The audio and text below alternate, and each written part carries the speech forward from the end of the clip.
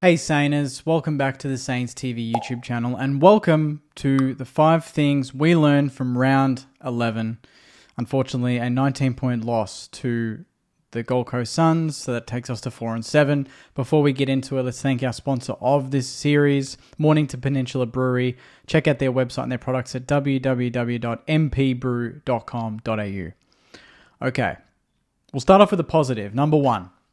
Keeler, hammer, down back works. Persist with it, please. Do not change it. I don't want to see it. One of them forward, one of them back. They looked good as a partnership, and you know what? It helped Cal Wilkie handle Ben King, I think. So I like that as a 3. I liked Keeler's game. His ball use, he was a bit creative with it. Had a bit of X factor about him, and then Hammer just had some aggression about him. Took 7 marks, could have taken more. And that passage where he kept paddling it forward, and it he ran 40, 50 meters from the pocket to outside 50, I thought was amazing. And just showed some just aggression to get the ball out of danger. And I'm loving his development there. And I think he can actually make it as a backman. I don't think he'll make it as a forward, but I really like him and Keeler and what they offer. And it was the first time in a long time that when the long ball was coming in, I wasn't panicking. You know, as much as Ben King has been in phenomenal form, they got hands onto it first every time. They didn't always take the mark, but they impacted the contest enough that caused a spillage, and then we could just, ball it up and rinse and repeat. And I'm sure that Cal Wilkie's very happy to see them down there. The guy has been carrying that back line for the last 10 weeks on his own, really, without Dougal Howard's assistance. And I think having 2 blokes taller than him finally kind of puts him at ease a little bit, because he's had to handle the Gorillas, and he's doing a good job as he always does. But I think having that support and the fact that they're 2 of our younger players that can develop, get their hands on the footy and build some confidence is awesome. So please persist with that. Love seeing it. Number 2, until we get a proper key tall forward, we're going to struggle.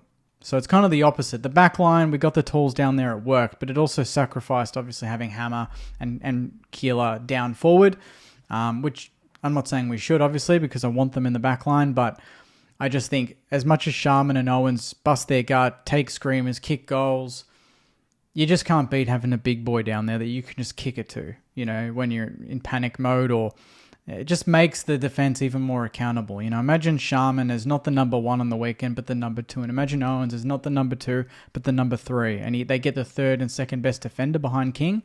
That would be amazing, And that's why I've kind of pushed to have another ruck in the team, just to have Road drift forward and see what that looks like, even just ahead of time to know if it can work. I watched Adelaide a bit yesterday before going to our game, and as much as they've got, good skills and a good game plan, a lot of it is just get the ball in the 50, because they know there's 3 talls down there and they can do something. Obviously, Tex didn't play yesterday, but they still had Fogarty and Thilthorpe. So, there's certain teams, Carlton, they just bomb it in there. And it's just a danger factor. We don't have that danger factor in our forward half, where it's like, shit, if he gets off the leash, it's going to be a problem. But you play Carlton in any sort of form, and you just think, okay, if Curnow gets off the leash, it's going to be a problem, even if they're struggling. It's the same with Gold Coast if Ben King gets off the leash. Geelong if Jezza gets off the leash. Collingwood, they've got Myercheck, Membry, but it's more Jamie Elliott now. But they do have these stars, and we don't quite have that. I think Sharman is still inconsistent, but his form yesterday was phenomenal. If he can build into that and deliver that more times than not, that does help. But I reckon if we had Max King fit for some of these games, I think we win some of them. Genuinely, I think we win some. I think we win the Carlton game with the tall. And 1 goal 6 yesterday in that 3rd quarter. I just wonder if, you have an easy target in the goal square or something like that, it could change. But we're going to have to make do. We've done so far, and we will continue to until he comes back. But I just think we can only push so hard in that front half with what we've got. Number 3, it's kind of linked to the last one, I guess, in terms of ball use, but our football IQ needs work.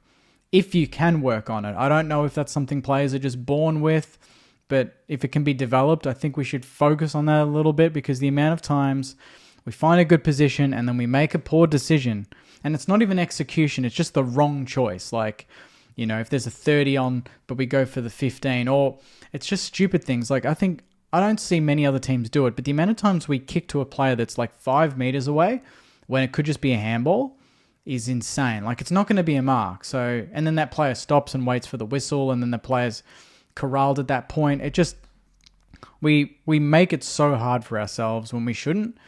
And it's some of our senior players as well. Brad Hill finds himself in such great positions. Like, his positioning to get the ball is great, and then what he does with it isn't great. And it's not execution sometimes, it's just poor choice. Why are you going to this guy when there's another guy there? There were times yesterday where we had the outnumber 3-on-2, and we blew it. And I see other teams in almost set play situations where they know what to do, where to be, and I just think we make it up on the fly a little bit. And it's not even some of our younger players, it's some of our better users like Naz. Like, calling for the hands when you're running on your left side when you know you don't have a left foot, to me that's thinking. No, I'm not going to do that. And I'm not going to call for it, because when I get it, I'm going to be under pressure. And I know Naz is good enough to shimmy out of it and cut in on his right. But sometimes he's not good enough, and sometimes he tries to go on the inside of his right boot instead of going on his left, and he'll butcher the kick, or he won't hit the target that he was intending, or there wasn't a target in the first place and he just wanted the pill. And it's like, and it's also the player with the ball in hand to have awareness and go, no, I'm not going to give it to you. He's there, and it's like they don't think, oh, it's Naz, give it to him. Oh, it's Sinks, give it to him. You don't have to. Make the choice yourself. You got a brain. And it just stuffs up the whole play. So that's kind of where I'm at on that. Number 4, some fans have had enough. And obviously, we look at the crowd yesterday, 13,000. I reckon that was 10. I reckon they're bullshitting. No way there was 13 in that ground. It was freezing, and it felt like a practice game. And 5 minutes into the game, I can hear Matt Rell screaming, and I'm on the top tier. And you can hear them yelling. I was like, this is going to be fun. I think one of them was just like, effing kick it. It was pretty funny. Everyone laughed. I was like, am I at a football game or a stand-up comedy show? But I just get the vibe that some fans aren't going to just rock up until they see enough and they see some consistency in the team. And look, I don't blame them. I'm going to rock up, and I know 13,000 or supposedly 13,000 rocked up yesterday. I think to explain it in a better way is like, some of these other fan bases that have gone through those times, they've reached the top of the mountain. They've reached top of Everest and won it. So they can cop it. But I can understand some Saints fans are not going to cop it. Why would they? We've never seen the top of the mountain unless you were born prior to 66 and you got to go and watch the game. But none of us have really ever seen it. So for us, it's very much Groundhog Day. It's the same day, same result, same loss, whatever. And I can get why some fans are finally saying now, look, I'm just not going to rock up on Sunday. I'll just watch it on the telly, And it's not like they're not watching it; they are watching it on the telly. But, it's a tough one. It's a tough one, and I think if we lose to Melbourne, I just worry about where the rest of the season goes. If we're getting that type of turnout, but perspective, we're playing Gold Coast who have no fans, and it's a Sunday 4:40, and we're out of form. Of course, no one's going to rock up. I think the average crowd attendance for a Gold Coast game in Melbourne against us is 18. 5.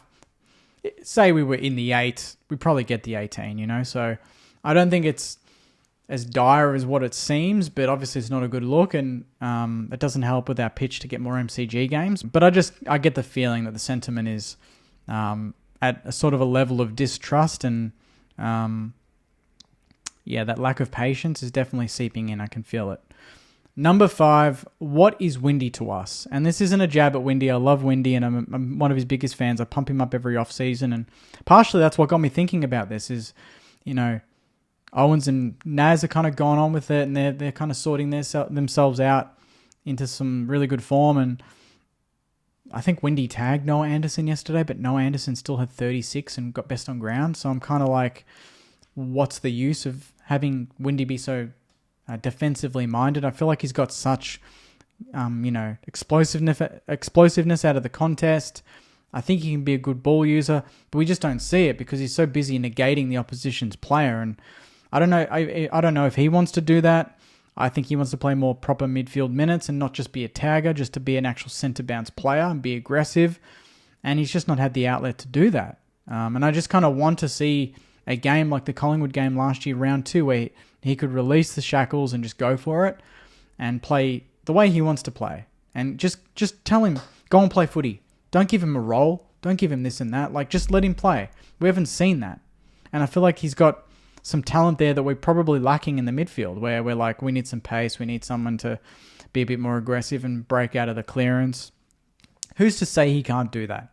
I think he can. I see it at training. I've seen it in 1 or 2 games across his career, but then most of the other time he's on a wing or he's at the bounce, but he's tagging. He can't play that sort of assertive role. So I'm kind of just a bit lost into what type of player is he to us? Like, what is his role apart from potentially tag someone? Is he a pure mid? I don't think so. Is he a winger? I don't think so. So what is he? If you can put it in the comments, let me know. But I'm just a little bit worried that what we're doing to him is stunting his development. And at another team, like if he went to like Hawthorn or a Collingwood, they probably just tell him to play. And he's having 25 and 7 clearances, and he's playing good footy. So I'm just kind of worried because he's not signed yet. So I don't want him to feel like, he's not getting what he wants at St Kilda. But I just can't imagine he wakes up and gets excited about tagging blokes every single week. I feel like at some point we're just going to have to let him play some footy. So that is my round 11 5 things. Sainers, put your 5 things in the comments. I love reading them. Just to round it out, number 1, Keeler and Hammer down back works. Number 2, until we get a proper key tall forward, we're going to struggle. Number 3, our football IQ needs work. Number 4, some fans have had enough. Number 5, what is windy to us? So that is the video.